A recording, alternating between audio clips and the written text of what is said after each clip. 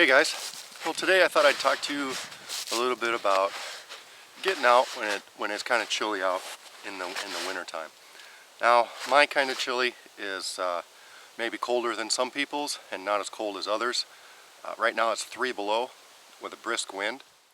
So we're gonna go out, we're gonna have a little cup of hot chocolate maybe, and I'm gonna show you how I practice skills when it's this cold. Now, right now, just a couple little things that I'm doing. My hand is inside of here with a big dressing on it. I do not have a glove or anything that would fit on my hand because of the big dressing. But what I've got is I've got one of these, hot hand things, these pocket warmers. Actually, my other one's inside my watch coat. But it's just a, see if I can get it here. Just a little hand warmer thing. There's, we don't always have to practice, as primitively or just go as rough it as they absolutely can. My hand's toasty warm inside of here. I got another one underneath my watch coat. I got my boreal shirt on.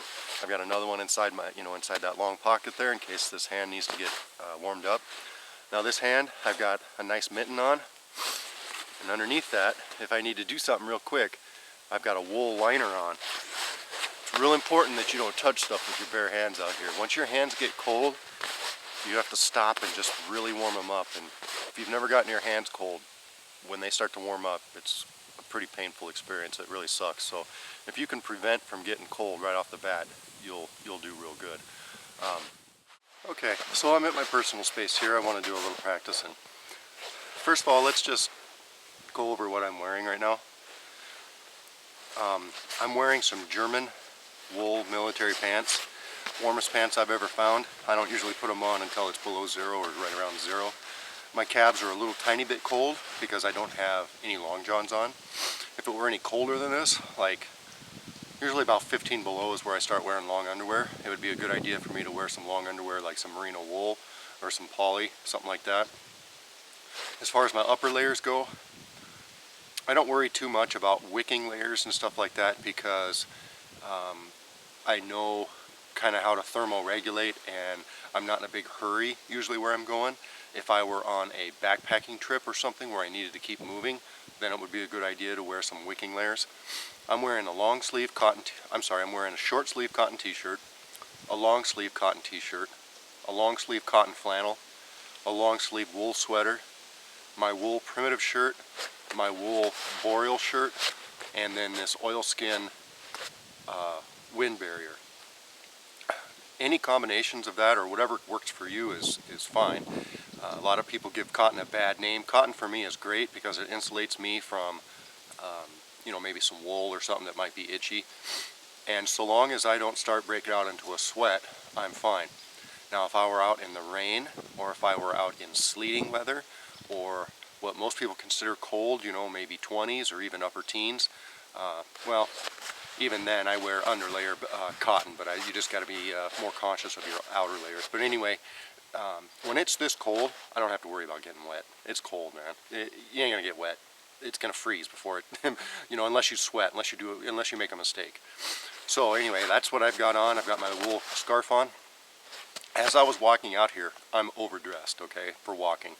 It's just, and I'm in layers, but with this gimpy arm, it's hard to take stuff on and off. So I'm not going to be pulling clothes off. What I'm going to try to do is thermoregulate by, first of all, removing this hat. This is a Mad Bomber hat. I can't wear this hat unless it's below zero. I mean, it is literally, it's a hot hat, a very hot hat. So first thing I'll do is take off my hat. Does that mean I'm going to take it off for 5 minutes? No, I'm talking like 30 seconds. I'm going to take this hat off just enough to kind of get the cold going. I'm going to loosen my scarf a little bit, okay? And then I'm putting it right back on. Now my hat's cold putting it on, so that's already helping me do that. Plus I don't want my tops of my ears to freeze. You got to do this stuff. You got to be kind of careful when it's this cold. Anyway, but it's not, I think too many people make it scary. Like my family, before I left, they're gonna go bake cookies or something inside the house. They're like, oh, be careful, be careful. It's stay inside the house and make cookies. I'll go outside. It ain't that bad.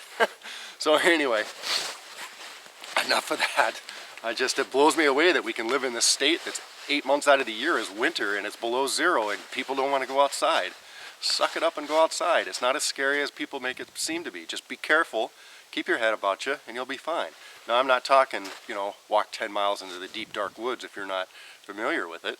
I'm talking like little day hikes. You'd be surprised. Let's go to any park right now. Ain't nobody gonna be there unless they're snowmobilers or something like that. There ain't gonna be no hikers. They may be snow skiers or something like that, but there's no hikers out right now. All right. One thing about this, I'll tell you one other kind of secret for keeping your body warm, is you need to keep your breath warm. You need to keep the air coming inside your body warm.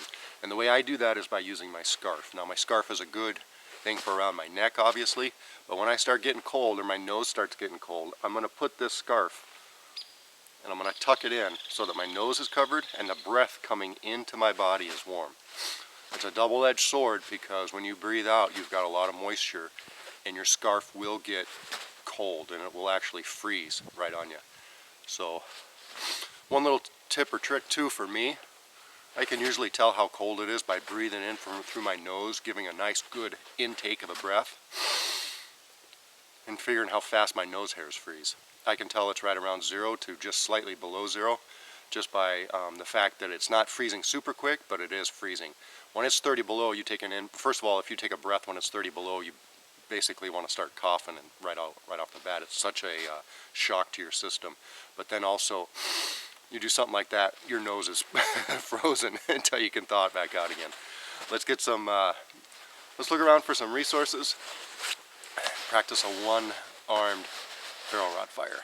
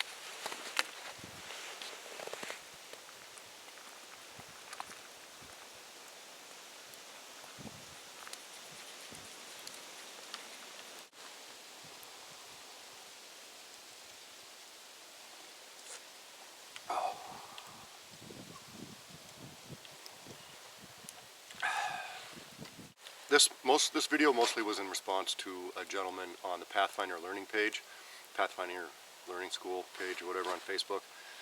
And the guy lives in northern, I'm sorry dude, I don't know I spaced your name, but you live in northern Wisconsin, you want to know how you can get out in our environment like this and enjoy the winter when it's, 3, 4, 10, 15, 30 below or whatever. This is my advice. Take short little outings to get yourself acclimated to the weather. Take small little day hikes. I'm talking half hour, hour max, close by somewhere where you're not gonna just go to your local park, or I don't know if you live out in the sticks like me, you can go in your backyard or something. Take small, short little trips until you get yourself acclimated.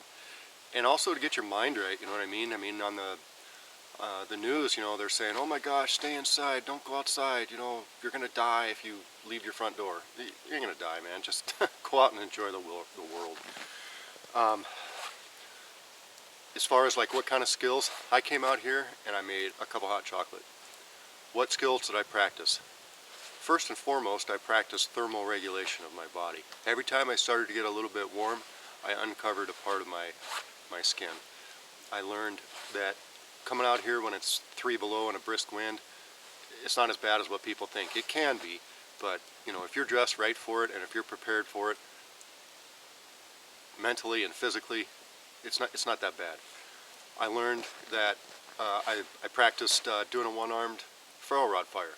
My technique sucked. I need a little more work on it, but you know, I got the job done.